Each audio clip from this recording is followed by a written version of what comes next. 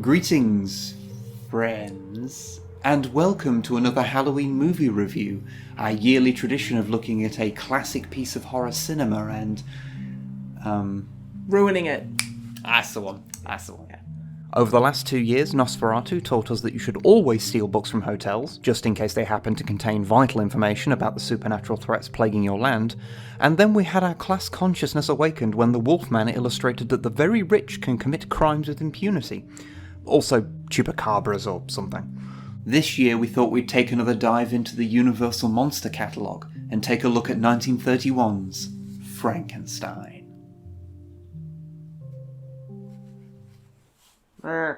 It's very scary. Very scary. Yeah. Oh. Unlike the last two films we've looked at, Frankenstein isn't a story based around a monster from folklore. It comes from Mary Shelley's novel Frankenstein, or The Modern Prometheus, which was first published in 1818. However, reading books is like effort, so adaptations of it began soon after release, with the first recorded Frankenstein stage play happening just 5 years after the novel's publication. The first film adaptation was Edison's Frankenstein from 1910, and yes, the Edison in question is Thomas Edison, just in case you needed to be reminded that 1910 was a long time ago. However, the version we're looking at today, the 1931 Universal version, is the most famous adaptation.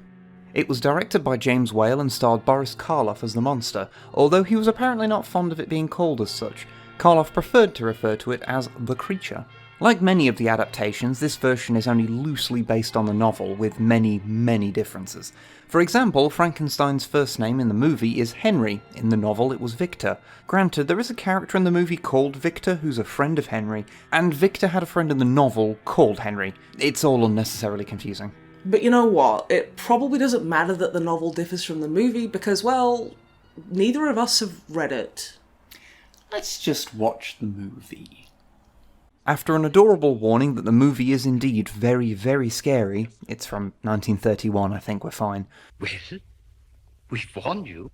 The movie opens on a funeral with Henry Frankenstein and his assistant Fritz watching from a distance.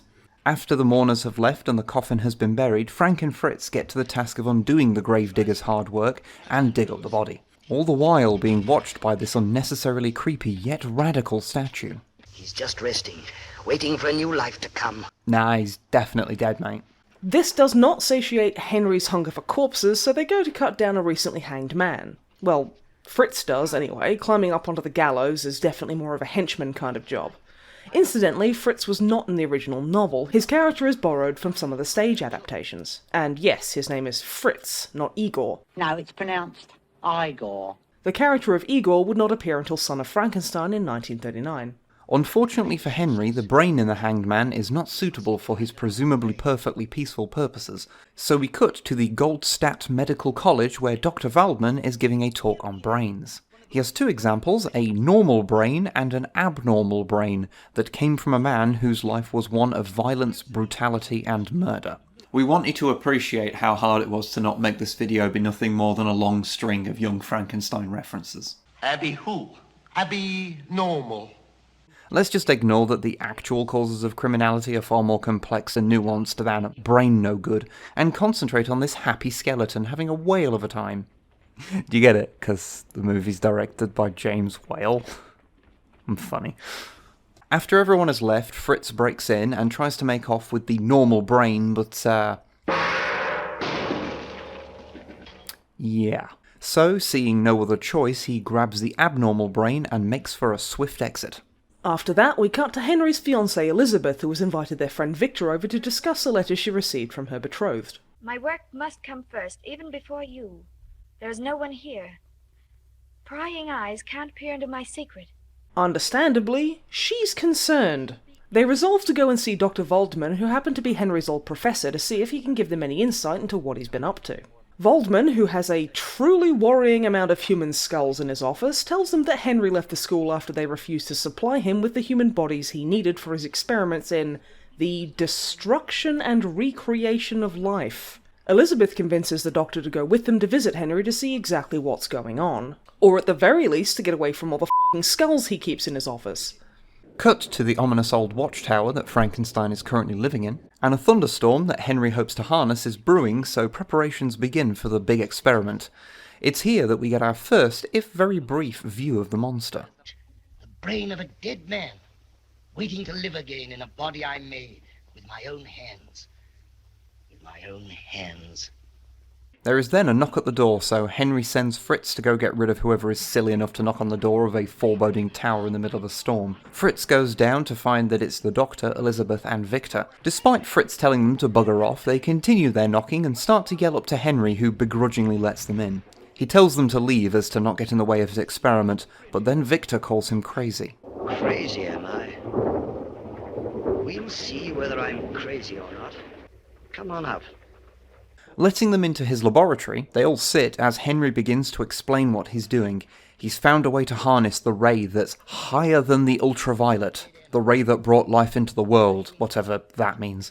First he tried it on animals. Then he kept a human heart beating for 3 weeks. Now he wishes to turn the ray on the body on the table, that he now freely admits was assembled from the bodies that have been robbed from graves and gallows. Quite a good scene, isn't it? One man crazy, 3 very sane spectators. With the time upon them, the machinery comes to life. The body is uncovered and raised to the roof. After a short time, the creature is lowered and it begins to move its hand in what must be one of the most parodied scenes of all time. It's alive! It's alive! Oh, in the name of God! Now I know what it feels like to be God! We should probably mention the censorship this film received over the years. Several parts of the movie were cut in various territories. One such part was the line you just witnessed that was considered blasphemous and so was jarringly removed from the movie like so. It's alive!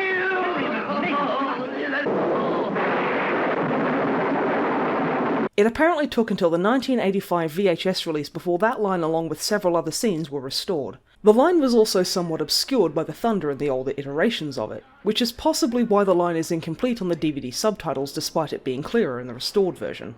Returning home, Elizabeth and Victor speak to Henry's father, Baron Frankenstein, where they say that Henry's fine. He's fine. He's just doing experiments. It's fine. He's fine. The Baron doesn't seem convinced and blusters around, deciding that they're just covering for Henry, who has obviously found another woman. So the Baron goes off to bring his son home since Henry and Elizabeth's wedding is all planned and ready. They're just waiting on him to come home.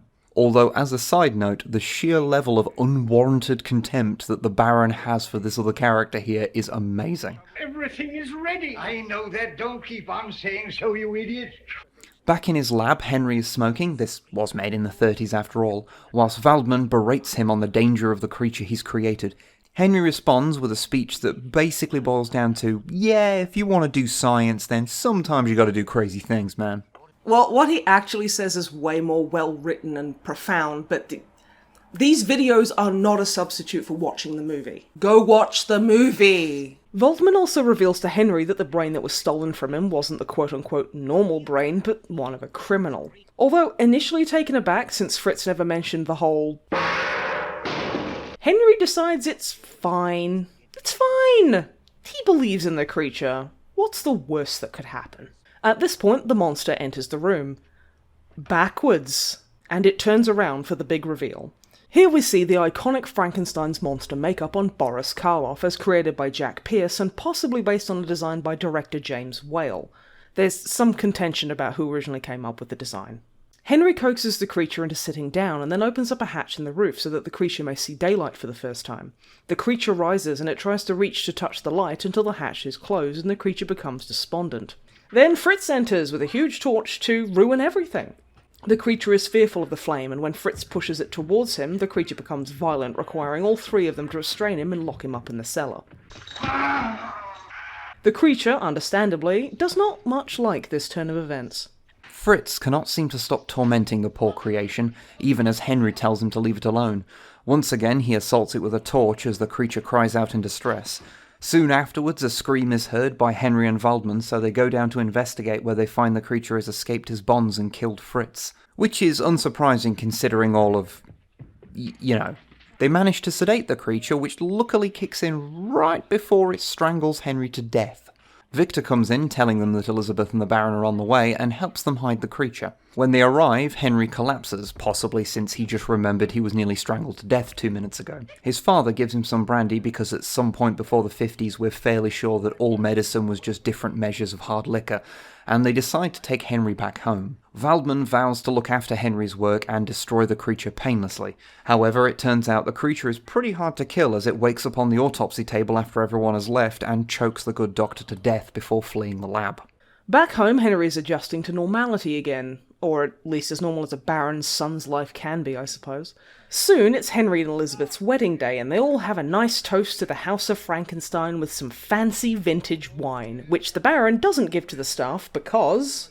Give the servants some champagne. This stuff's wasted on them. Hashtag eat the rich. Although our favourite character is this maid who, unlike the rest who have a dainty little sip of the champagne they're given, instead just downs the whole thing. You go, girl, drink that rich son of a bitch out of his house and home. But yes, the wedding of the local baron's son. Everyone celebrates mostly because there's free alcohol. Fun fact, the band in these scenes are the only music in the film barring the credits at the start and end. Won't be long then. Oh, no. Ah yes, this scene. So this is a particularly infamous bit of the movie. A young girl named Maria, who lives by a lake, is left alone by her father and is quickly found by the creature. She also has a cat, although that's not really important, so I don't know why I'm mentioning it. Maria instantly takes a shine to the creature and asks him to play with her. She hands him some flowers and shows him a game where she throws them into the water to watch them float. Oh, the days before the internet. When they run out of flowers, the creature reaches out and picks up the girl and throws her into the water, expecting her to float like the flowers. Sadly, due to her dress being made of lead, she sinks into the 2 feet of water instantly and dies. Either that or she's water-soluble. Distraught, the creature runs away.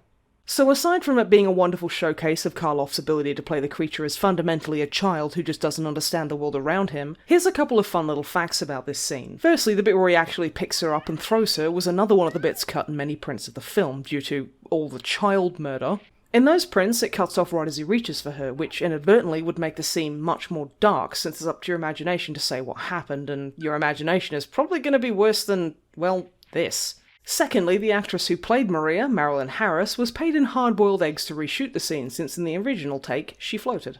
Now you see, that sounds like that would be a fun lesson as to the importance of unionising or something, but actually it's just because her mother was apparently kind of abusive and wouldn't let her eat them normally. I'm just sad now. This movie takes place in Germany, by the way, just in case that wasn't obvious. Despite the wedding celebrations being fully underway, Elizabeth is concerned that Dr. Waldman hasn't been heard from and thinks something very bad is about to happen. Henry assures her that it's all just nerves, but then Victor arrives to tell him that Waldman's body has been found and that the monster has been terrorising the mountainside. Henry also locks Elizabeth in her room at the first sign of trouble, which isn't a red flag or anything. Becoming paranoid, they check the house for the creature, neglecting to check Elizabeth's room, and yeah, there we are. Bet you're glad you locked that door now, aren't you, Henry? By the time they open the door, the creature has left and Elizabeth is found on the bed in a state of shock. But before you can take that in, we see Maria's father hauling her lifeless body through the town during its celebrations, which does sort of ruin our she was water-soluble theory. This is why the removal of her actual death would have made the whole thing more horrific in the censored version. Like, when combined with the ambiguity, this is some legitimately disturbing imagery. The rest of the town follows him to the burgomaster, the guy from earlier the Baron was unnecessarily hostile to. If you've not encountered the term before, a burgomaster is like a chief magistrate of a town. Maria's father tells him that she had been murdered. We know there's no reason he could know that, but much like who found Waldman's body and how, it's probably best just to go with it. We're nearing the end of the movie anyway. God, you can really tell that Henry's concerned about Elizabeth. He's changed into his worrying jodhpurs and everything. I'm going to be honest with you, the only reason that joke is there is because I just wanted to say the word jodhpurs. Knowing what it's done, Henry vows to destroy the creature, leaving Elizabeth in Victor's care. Meanwhile, the town has riled up a mob, and along with Henry, they go out looking for Maria's murderer. They've got dogs and flaming torches. This is a high-quality mob. I'm sure at least 4 innocent people will be dead by the end of the night. Damn, they've even got boats. It takes commitment to mob on a boat. Searching up in the mountains, Henry stumbles upon the creature and a struggle ensues, which involves Henry nearly setting his arse on fire. The creature knocks him out and carries him to a windmill with the mob close behind. Karloff, sadly, really hurt his back hurling Colin Clive, the guy playing Henry, around during this part of filming, bad enough that it required multiple surgeries later on in his life. I'm sad again now. Whilst the mob tries to knock down the door, the creature lugs Henry up to the top of the windmill. When Henry wakes up and tries to flee, the creature throws him over the side, hitting one of the windmill's blades on the way down, which has got to come keen. The mob picks his body up and takes it back to town, but not before setting the windmill on fire. The creature cries out and tries to escape, but is pinned by a falling beam, and we are left to ponder who was the real monster here as the creature presumably perishes in the blaze. The end. Okay, that's not actually the end. That's just where the original script and certain later cuts of the film end, and where all the subsequent sequels treat it as having ended. There's actually a hastily shot scene on the end that was seemingly added since the original ending was a bit of a downer, where we're told that Henry totally survived without ever actually seeing the actor up close, making us think that they couldn't get all the actors back for this shoot. But it's fine, don't worry about it. I mean, the Baron has a drink, it's fine. And that was the 1931 Frankenstein, a classic movie that still holds up. Much like The Wolfman that we looked at last year, this has that similar cosy quality that many old movies share, but this one does manage to sell the horror aspect a little more effectively. Also, somehow Henry Frankenstein, despite his many immoral acts, is still a more endearing character than Larry Talbot, who felt like he just needed a restraining order or two placed on him. The special effects and makeup are all amazing for 1931, and there's some great performances, especially from Karloff and Clive. Also, the lab set especially shows off the influence of German expressionism on the film, with the use of light and shadows on these stylized walls creating a look not dissimilar to films like The Cabinet of Dr. Caligari. It's a very different beast from the original novel, literally. In the novel, Frankenstein's monster is not only able to speak, but is articulate, nimble, and had flowing black hair, like a beautiful doe-eyed Fabio. And those things, except for the hair thing, probably change how it functions in the story. But that's one of the fun things about Frankenstein. There's many different takes on the story and the creature. Although, in the latter case, I imagine that's partially down to the fact that Universal owns the rights to how this version of the monster looks, so others have to do it at least a little differently. Like the Wolfman and Dracula, Frankenstein's monster would not stay dead, and would go on to appear in several sequels and spin-offs from Universal, although would only be played by Karloff in the first 3 movies. He'd be played by multiple people in the subsequent years, including both Lon Chaney Jr. and Bela Lugosi. Boris Karloff would, however, play Victor Frankenstein in the 1958 non-Universal movie Frankenstein 1970. It apparently involves nuclear power and a movie within a movie, and yeah, it seems like a whole thing. So yes, all in all, the 1931 Frankenstein is a classic for a reason, as I am sure you are all very surprised to learn. And with that, we wish you a happy Halloween, and remember, if you are going to create an unholy abomination of flesh and science, avoid windmills. That was the moral of the story, wasn't it? Yeah, basically. Close enough.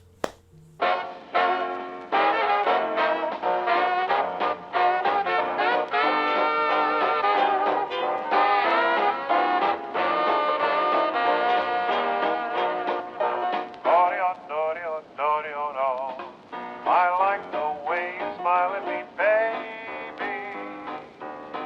I like the view from here, and when you call me dear, I like the way you smile at me, baby. So baby, won't you smile for me? Ba ba ba ba da ba.